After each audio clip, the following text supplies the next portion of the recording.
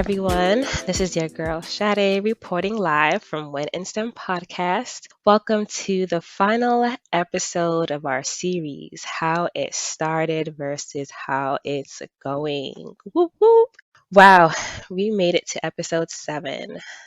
Episode 7. Thank you so much for rocking with me, listeners. It's been a journey, and I appreciate all the love and support that you have shown me thus far. But before I deep dive into today's episode, I need to give a quick shout out and a huge thank you to all of our donors who contributed to the Win in STEM scholarship. And yes, you heard me correctly. The podcast is giving out a scholarship. Not only one, we're giving out two $500 to a lucky listener. So stay tuned towards the end of the episode for more details. But for everyone who donated, you all are amazing. I really was not expecting people to contribute. The scholarship was initially one $200 scholarship, and I simply posted the flyer online, and bam, I was getting messages from the left and right on how can I match? Can I donate this? Can I donate that? And wow, it was overwhelming, and words can't express how thankful I am for everyone who has donated and has shared the flyer. So thank you, thank you, thank you, thank you. Okay, so I'm done on my soapbox. I'm back to schedule. So, listeners, if you're listening for the first time, this season is called How It Started versus How It's Going, where we interview successful STEMinists to hear their journey in their field and to see how they're winning in STEM. So far, we've had an astrophysicist, a pharmacist, and a couple different engineers on the show. Today's special guest is Rebecca Garcia. She's a program manager at Facebook. So, quick story. A month ago, I attended a virtual summit called Securing the Bag During a Recession by Positive Hire. And one workshop I really enjoyed was by Rebecca, and she talked about using a bridge job to get paid and develop skills. So I'm listening, taking down notes, and I'm like, man, I need to get her on my podcast. So I shot my shot, sent her an email. She responded, and she's here. So thank you so much, Rebecca, for being here. You have such a unique story, and it's going to be a great way to wrap up the season. Thank you, Sade, for having me. I'm so excited to be here, and I'm so glad that you reached out. When I was talking with Michelle Hayward about, putting together that workshop, I was thinking, you know what? Everybody is talking about just straight up getting a job in tech or getting their next job. And realistically, and especially, as a woman of color, we might have to take care of not only ourselves but also our families, and the reality is we need to make money. Not everyone can just go ahead and only apply to their dream jobs, and that's something I've seen, hold back a lot of people, and especially women. And so I wanted to hopefully encourage people. That's how I built some of my career, was taking bridge jobs and taking jobs that were going to help build my skills. They might have not been my dream job on the outside, but they gave me, so much, not just money wise, but even in Mhm. confidence in myself. Thank you for that workshop. That was definitely beneficial. So, Rebecca, on this podcast, I don't do introductions. I like my guests to introduce themselves in the best way possible. So, basically, unapologetically telling our listeners who you are, what you do, your accomplishments, what you're proud of, any fun facts, anything for, the listeners to get a feel for you. So, the floor is yours. Awesome. So I think it's easy for me to start off with the flashy things that, are nice, that I've had in my career. And I'm not trying to downplay myself, but more so to be like, hey, there's a lot of successful people that you see on the surface, but like what you don't always see is, what they went through to get there. And I'm not saying that it has to quote unquote be hard, but what I'm saying is, for your career in STEM or tech, you get to carve out your own path. And I've been fortunate enough to do that. So one of the nice shiny signal things is, I've been named a champion of change for tech inclusion by former President Barack Obama. and I've been named one of the top women 35 under 35 changing the tech industry by Glamour magazine. So those are the nice shiny things that I'll tell you about. And that I've been a program manager at Microsoft as well as a developer evangelist at Squarespace. And more recently, my work is as a program manager at Facebook for developer outreach. And the way that I got there is pretty untraditional. I don't have a computer science degree. So, for anybody who thinks, well, I need to have this next degree, I need to have this next certificate, like those things are great. And I don't want to downplay any achievements, but I think, don't think that if you don't have a traditional background that you can't be in STEM.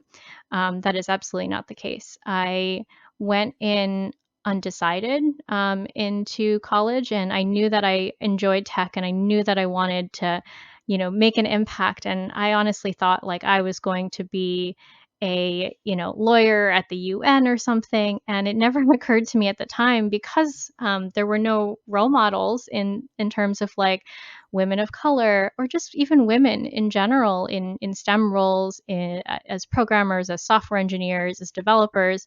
So I didn't really see myself as that, even though I had been teaching myself to code since I was younger. So I started off, learning to code with Neopets and HTML and CSS. Oh, And neopets. yes, and I also, I started out that way, and then I also, oh goodness, like copying, pasting HTML tutorials, all that goodness. Anyway, so I started my career out that way, and I started doing web, front end development, and I really enjoyed it. I enjoyed creating, and I didn't really know that there was a career in it at the time because boot camps weren't around. And honestly, if coding boot camps had been around while I was in college, I honestly would have done that instead.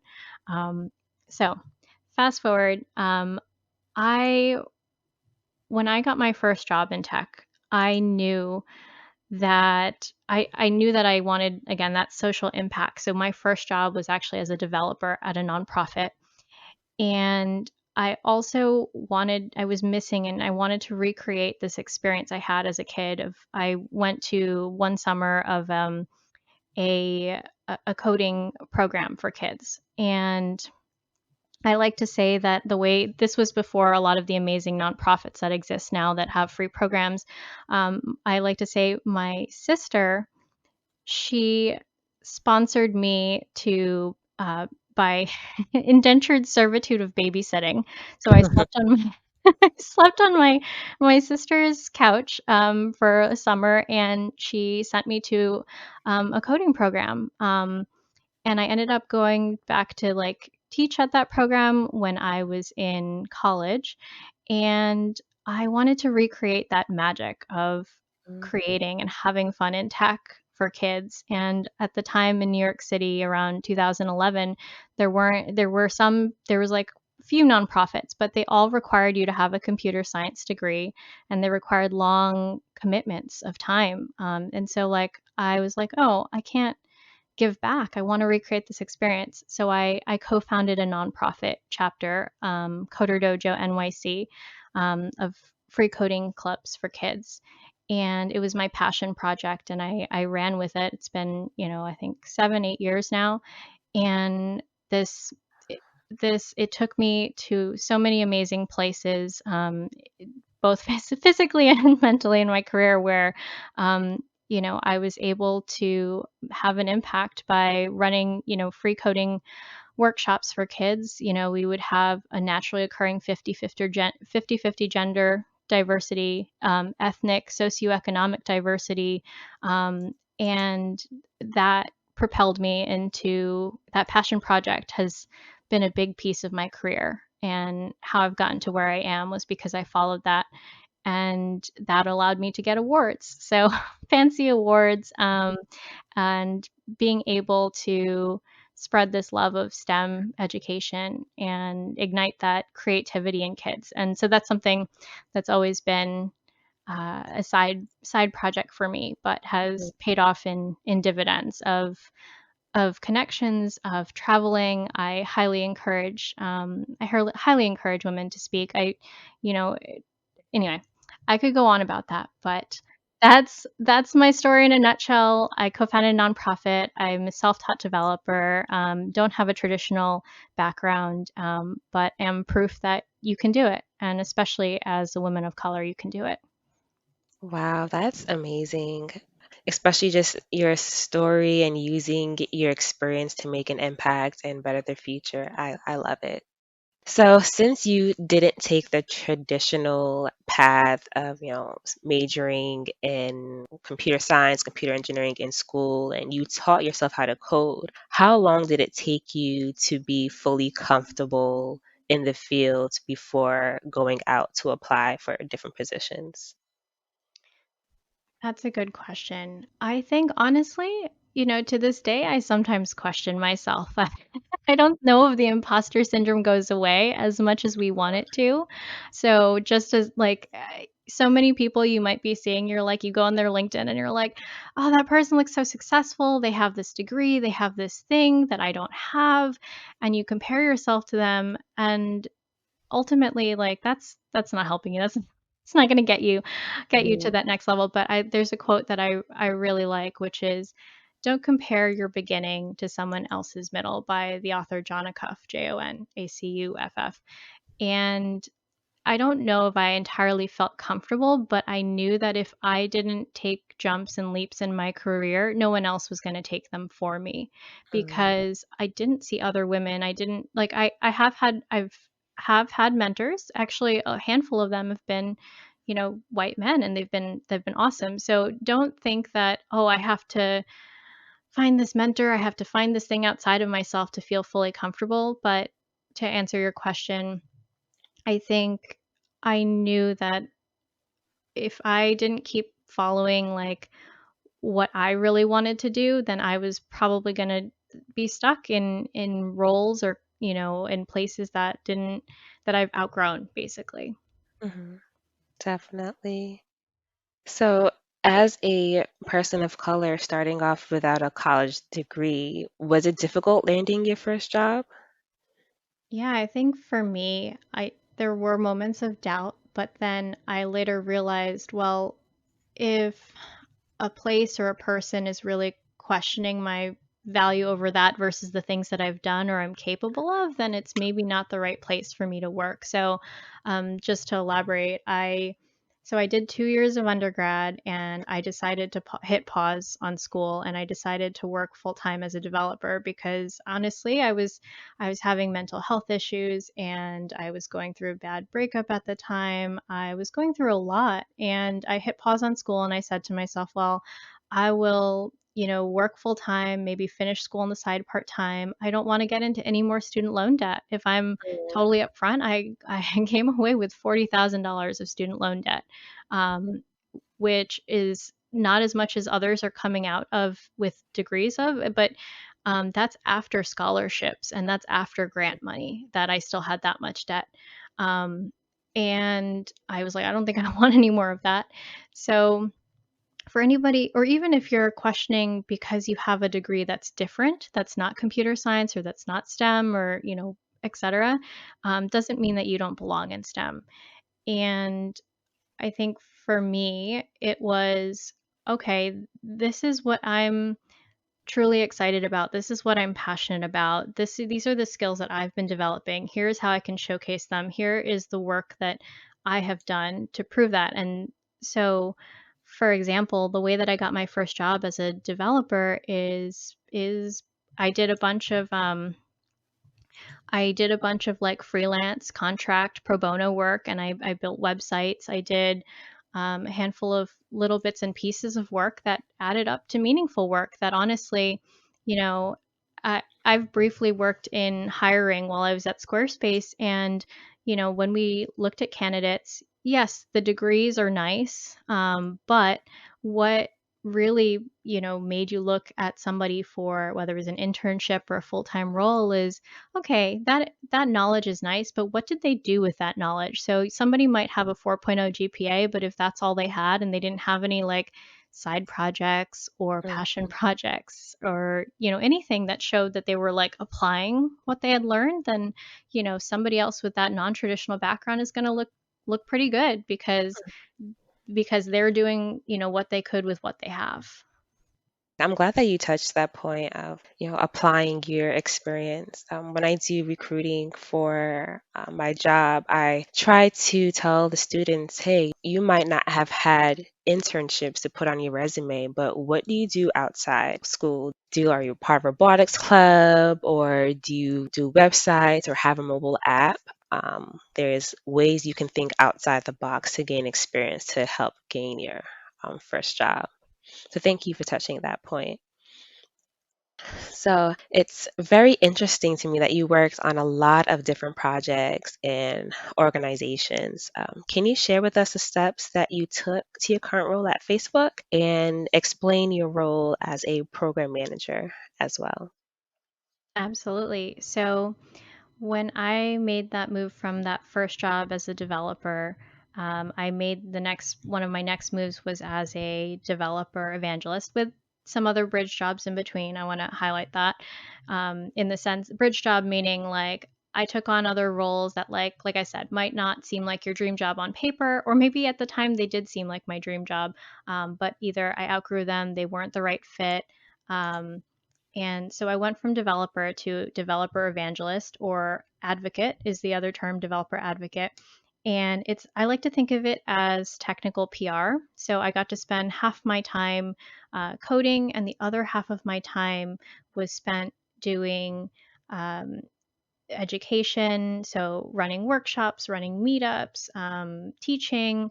I found that really exciting, and that kind of lent itself to, it linked up and related to, some of the stuff I'd been doing on the side. I'd still been doing my passion project on the side with my nonprofit. And I want to also preface that you don't have to go out and start a nonprofit. Like there's tons of initiatives out there. You can also do your own business, whatever it is that, find figure out for yourself, like what are the things I like, and the only way you're going to figure those out is when you actually try them. Hmm. So I got that role at Squarespace where I was a developer evangelist. And initially I had actually thought I wanted to I at the time I thought I wanted to move more towards product management. I had actually interviewed and was going to, move on to another role for product management, but um, uh, my company at the time, the Squarespace counteroffered, and I was actually able to work on diversity and inclusion at Squarespace. And so it was more of the program management, role, and working with recruiting. And program management is interesting because it can be different things at different companies. And I'll give an example of, for example, at Microsoft, at a more, technical quote unquote company, program management can actually be more like product management. So, anyone who's not familiar with product management, it's kind of the intersection of business, user experience, and developing, software. So, making sure that you're building products that are not only going to benefit the business, but benefit the customer or the end user. Hmm. And I see program management as more of the it's deeper than project management. I don't want to confuse it. There is project management within program management, but program management really is like this overarching um, role where you get to work a lot more cross-functionally, meaning with other teams, with other departments to, you know, drive an initiative, drive projects. So, in my role at Microsoft as a program manager, I managed a full time technical training program that was for underemployed and unemployed New Yorkers so that they could be IT and/or sysadmins, and essentially a boot camp, but in partnership with the city of New York. So, that was a specific program that I managed. But at other companies, for example, programs might actually be more like products. So it just depends on what the company is.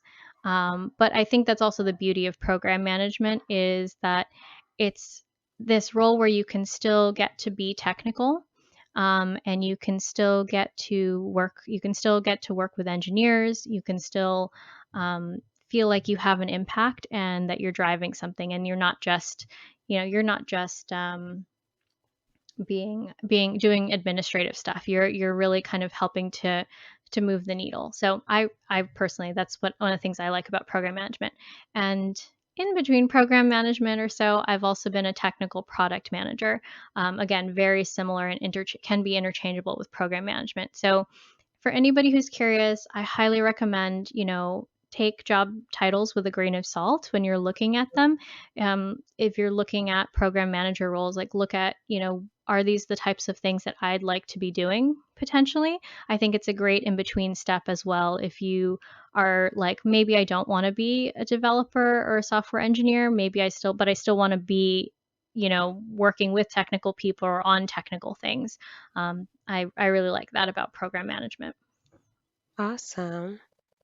Are there any particular skills that you've gained that's helped you become successful as a PM? I would say the most important skills that I gained throughout my different roles are actually what people might call soft skills. And I think there's a lot of focus now from folks to be like, oh, I've got to, learn 50 new frameworks and languages and technologies. And I think that's fantastic if that's the type of work you want to be doing. But what actually really helped me was, how did I work with other teams? How do I build relationships, not only with the people I work with, but the, you know, people that we serve? So, for example, like, oh, I, you know, have made connections within the developer community. That's helped me to have a deeper understanding of the work that we do. And I think those things were, again, super important in hindsight, but like I Mhm. didn't think of it at the time. So it's more about, I think the skills overall for program management are being really outcomes based.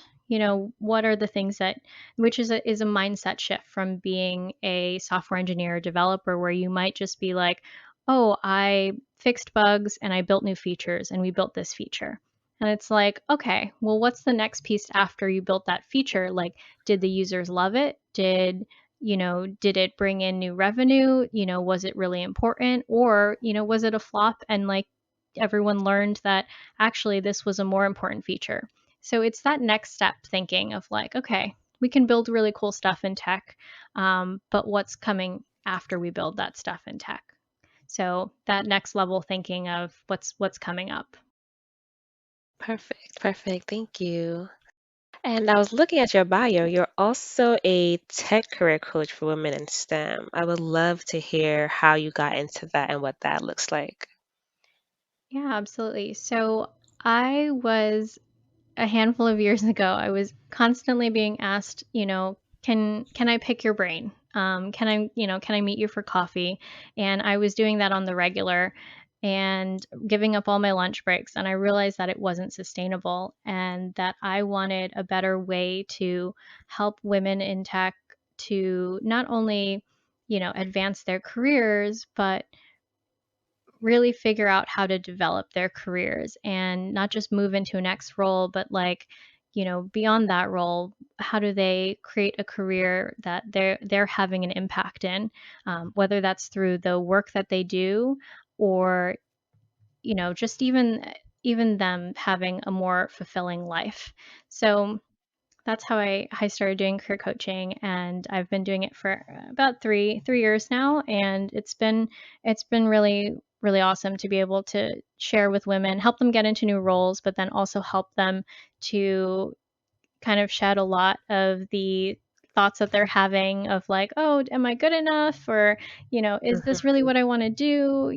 There's a lot going on, so I could talk about that forever, but I love that you're doing that type of work. And I know sometimes in STEM, as females, especially women of color, we find ourselves as the only women in our field, and sometimes it's hard for us to reach out and seek advice and input for our careers. But you having this platform to help women is amazing, and I highly recommend anyone who is looking for career advice or a way to get into STEM, definitely reach out to Rebecca because she's doing some great work out here. Thank you. And thank you so much for having me. I think this is so important to share stories that not everyone, is coming from the same background and that it's possible for you too. And I think the one thing that I've learned in the last few years is instead of seeing, other people's success as like, oh, well, if that person's successful, it means there's like less success to go around or, comparing yourself to other people. Instead, I want to encourage people as they're, listening to this podcast and hearing other people's stories, think of instead of, oh, I now have 5 million new things to do because this person did it. Instead, think about what that person has achieved and think about, you know what? That shows me it's possible for me too. And that your career doesn't have to look exactly like that other person's, but it's possible. And you are the creator of your career and your life. And I think that's one of the amazing things about STEM. Definitely. I know previously we touched imposter syndrome, and this comes up within almost every episode of my podcast. And it's something that I realized that a lot of people go through. And initially, I thought it was just me. But how did you overcome it? And can you share ways that maybe our listeners can use that to help overcome it as well? Absolutely. So, imposter syndrome, I think it's easy for us to say, "Oh, well, I just have imposter syndrome, so I don't think I can do this because I'm not qualified or I don't have enough XYZ." And instead when you start to notice when that is coming up for you, and one way to think of that is as your inner critic, right? Your brain is trying to protect you and it's saying, we want to protect you from embarrassment, rejection, hurt, pain, because it can feel real. And whether, Mhm. you've had bad experiences in the past, whether it's a manager or a mentor or a friend or family who didn't understand what you want to do in your career or your life.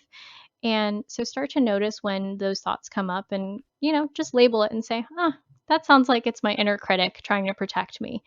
And once you start to do that, you'll notice, like, is that really what I think deep down? And it's like, Mhm.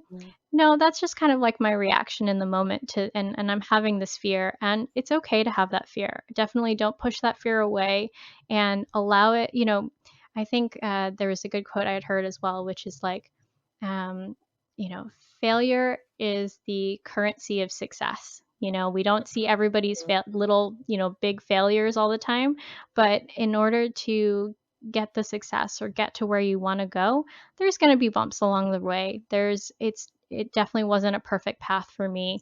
I have been let go. I have been, I've had bad bosses. Like we all have our share of different things, but instead of Mhm. seeing these things as um, the challenges, think about, well, what is it that I'm going to gain instead out of this experience? And you might not see it right away, but it'll help you become who you're meant to be. So no matter what your situation is right now, know that you're not alone with imposter syndrome. It's totally normal.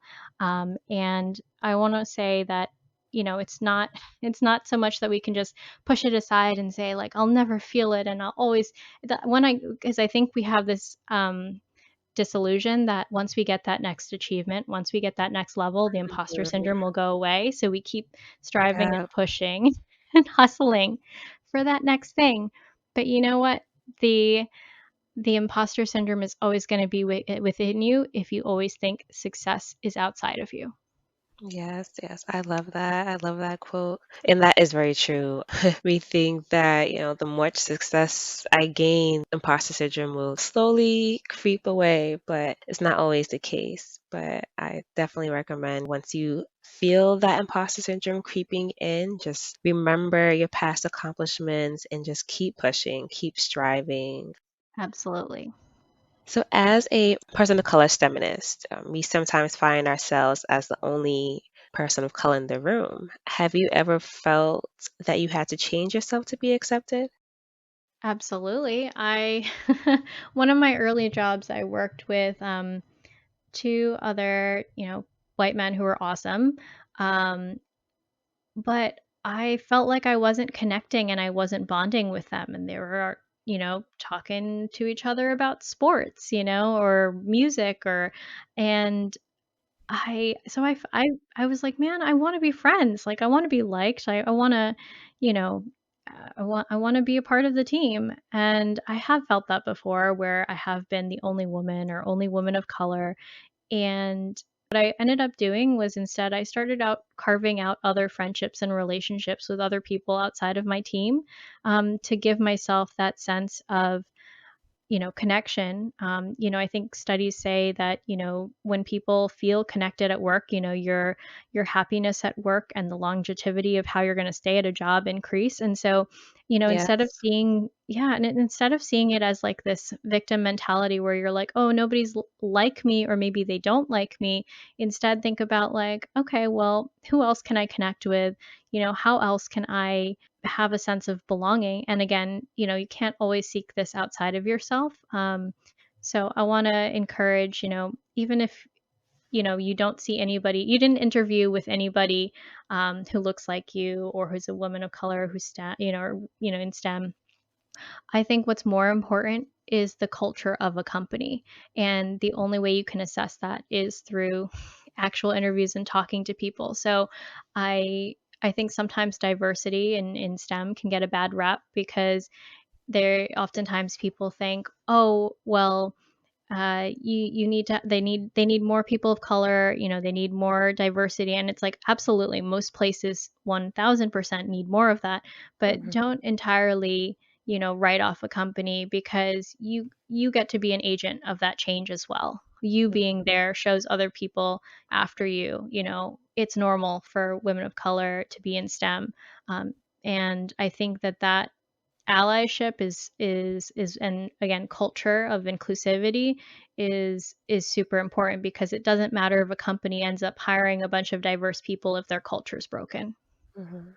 I love that. Agent of change. Be an agent of change wherever you go. I love it. So, what is a great way to stand out and be an asset on your work team? I know a lot of corporations have switched over to working virtually due to COVID, and this might be a little harder versus working in person to stand out. So, can you provide any recommendations for those who are working virtually on how to continue to stand out and be an asset? That's a great question. So I am guilty of doing this sometimes. I definitely did it a lot more early in my career. And I think a mistake that I made was trying to do everything or trying to people please. And honestly, it spread me thin and it didn't get me to where I wanted to go because I wasn't using my strengths. And I'll give an example. At one point, I joined an early stage startup and there was, no HR department. And, we were getting benefits for the company and my role was as a product manager. And I ended up volunteering myself, and this is very easy for women to do, is to like Mhm, take on this caretaking role. There's a term for it called emotional labor, like where we take on all of these little tasks here and there, which kind of seem like innocuous, but really they add up. And so I volunteered to like help us research, what benefits we should get, what HR platform we should get on for payroll. And I did all these things that were essentially like COO type of work that, I don't want to say not my job, but it was mhm, kind of not my job. And that spread me so thin that I couldn't be effective at my actual job. mhm, And instead, what I would do differently is, and what I'm trying to do now is, what is my, not just doing my job well, but like what's the bigger picture vision and how it fits into the business. So I don't think you're going to stand out if you're like, I have to be the best at my job. Like, yeah, you can be a hard worker and work, 80-hour weeks, but what's really going to help you stand out is to, think of that next step of like, okay, I want to focus on these few things and be good at these few things. And here is how that's going to help the business or the customers or my next level of career growth. And so we're often not times not thinking about that next step in our career or next step of where we want to go. And it's okay to not know exactly where you want to go or what you want to do, but like, what is that next skill you want to develop? What is that, thing that you're passionate about pursuing? So figuring that piece out for yourself and working towards that instead of just working in your job, if that makes Mhm. sense. So Yes. working at your career as a whole versus just working in your job. And I think that will help you stand out because it shows that you weren't just hired to do work that's replaceable, right? You have Mhm. that, leadership within you. Yes, you bring that unique perspective to not only help yourself grow, but also help the business grow. Absolutely. And it doesn't have to be the business. It could be the mission or the impact. And I don't want to just think like, okay, go go into a job and go make a business a ton of money. Like look Mhm. out for yourself too. Definitely, definitely. So, is there any final advice that you can share with listeners who are trying to break into tech and win in STEM? Yeah, I would say for if you're trying to break into tech or win in STEM, I often see a lot of women get overwhelmed and discouraged in the early stages where you're trying to figure out what it is that you want to do or what skills you want to learn. And the best advice I can give is to, focus on building your skills through projects and being able to have it be something that you're passionate about, because if I'm being real honest, like there's tons of free resources and online programs and things that you can take to develop your technical skills, but if it's not something that you're really passionate about and that you wouldn't say in a job interview. So for example, if you're like, oh, I'm doing a JavaScript course in Coursera, and you're just doing the coding exercises to do the coding exercises, like what good is that if it's not something you're truly passionate about, where you're like, oh no, I want to build really amazing products, I want to build whatever it is that you want to create. So Hmm. project related, I think, will take you further. Don't spread yourself too thin on your learning, and it's okay to switch or pivot, what you're interested in.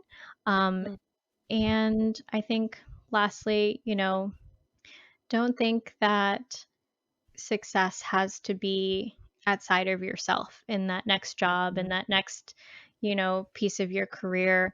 It's or degree or whatever it is. It's easy for us to think that, but you really get to figure out what success means to you. And if that means to you working on interesting things or having a better work life balance, I say go for it, because at the end of the day, no manager is there are good managers, but not every manager is always looking out for you as much as we want to think they are.